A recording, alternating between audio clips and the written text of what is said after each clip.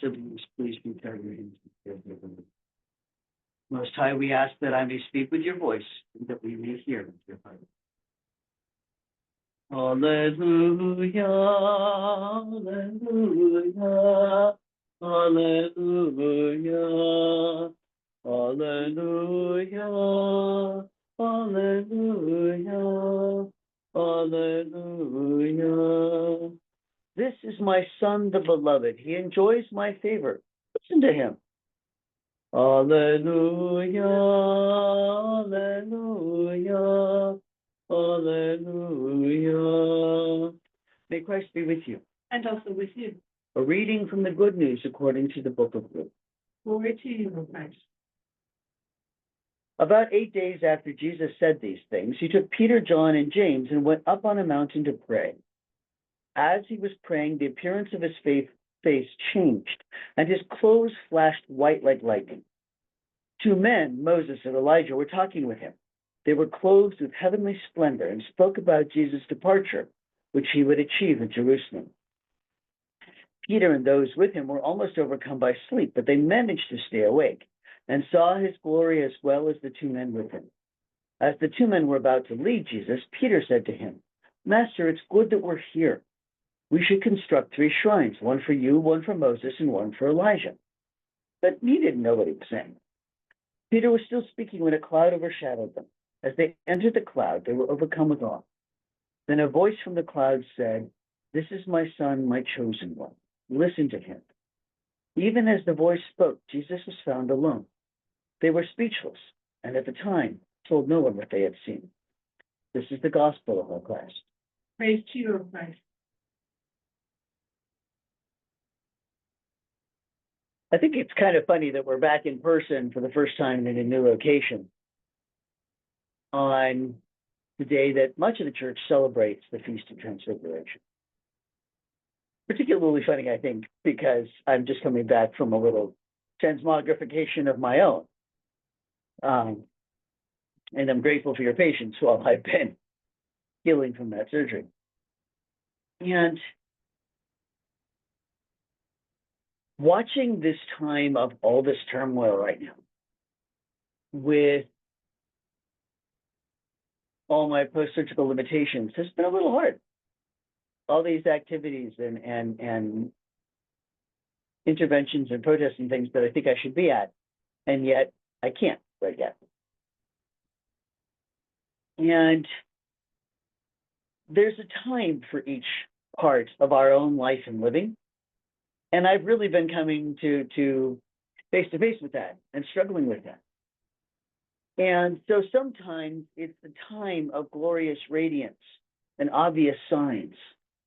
And sometimes it's the time of the dark night waiting for the morning star. And I think for a lot of us, there's a lot of dark night going on and waiting for the morning star.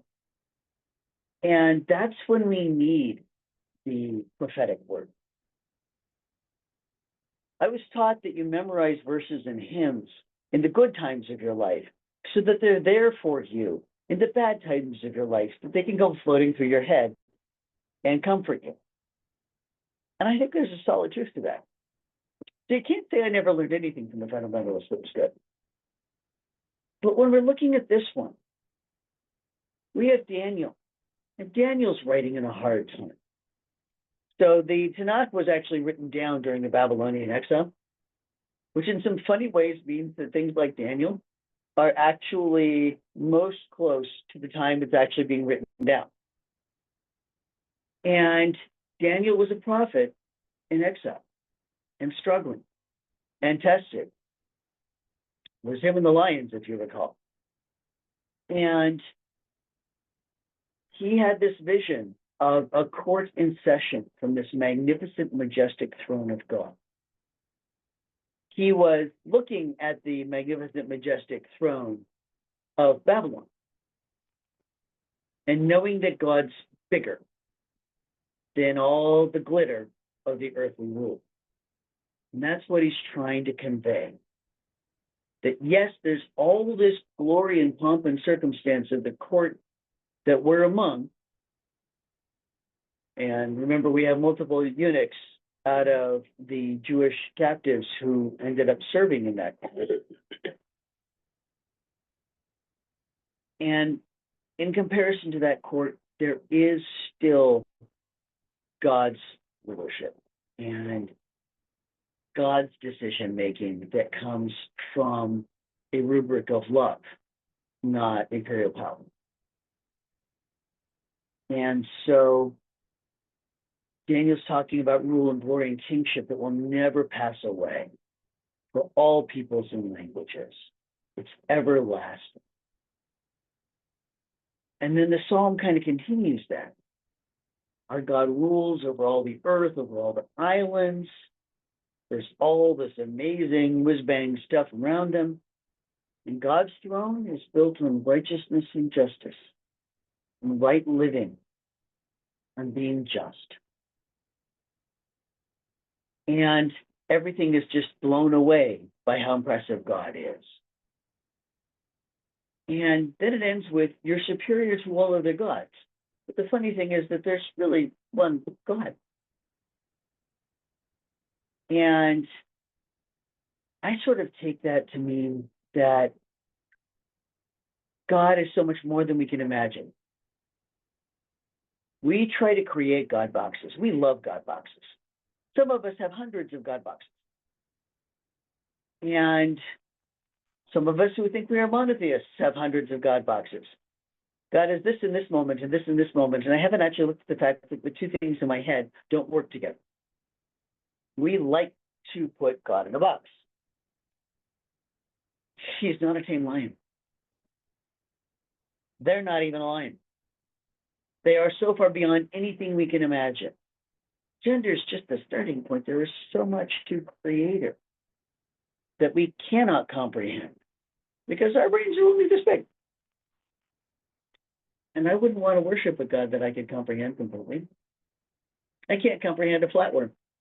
A God I could comprehend completely would really not be worthy of my worship. And so we come with a certain humility in all of those things that we know are not exactly the right metaphor, but they're us trying. And you see that in Peter. We didn't repeat crafty myths. We just told you about it because we saw it. And we, in this day and age, did not join Jesus on the mount and see that transfiguration. But haven't we seen the transfiguration of ourselves when we let Jesus live in us of it? Are you sure we haven't seen transfiguration? Have you ever seen that old friend say that one thing that blows your mind and suddenly you look at them new because you know that something from God just came through them? Are you sure you haven't seen that whiz-bang of transfiguration in your own life? Because I have. And no, there weren't thunderclaps and lightning in the clouds, but they kind of were inside me. Wow. Oh, yes. Get it now. Or I needed that comfort or something. I've had my brain blown wide open by a touch, by a word, by a moment, by a sunset, by a pet. And sometimes we're privileged to know that we ourselves have been transfigured to show that kind of light to somebody else. And no, it doesn't last. It didn't last on Jesus either. He didn't go around glowing and blinding people through the rest of the trip to Jerusalem. But it happens. And I'm grateful for it because I feel like that's when I know I'm doing it right, if I'm out of the way and God can speak to my voice.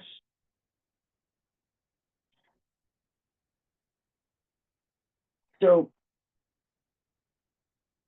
I want you to think about these things in terms of those internal lightnings and thunders moments. And to be aware that any one of us can be a prophet for a moment. And that each one of us has the obligation to do our best to be Christ in each moment, in each crisis. But too prevalent for myself and got ahead. Because it's in the crisis that we need Christ most. There's a lot of crises going on. There's a lot of hard times going on in the world, in the nation, in individual lives, in medical situations. And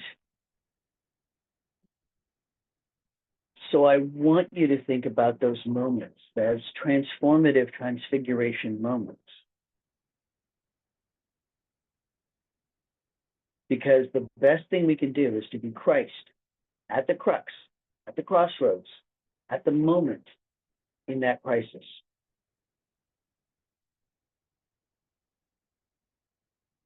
To speak with that God voice, to touch with that God love, to be there with that God presence,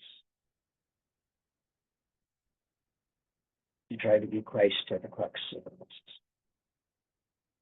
And I want us to talk about the number of times that's happened, either to you or from you, because I think we need that encouragement for the hard time out there.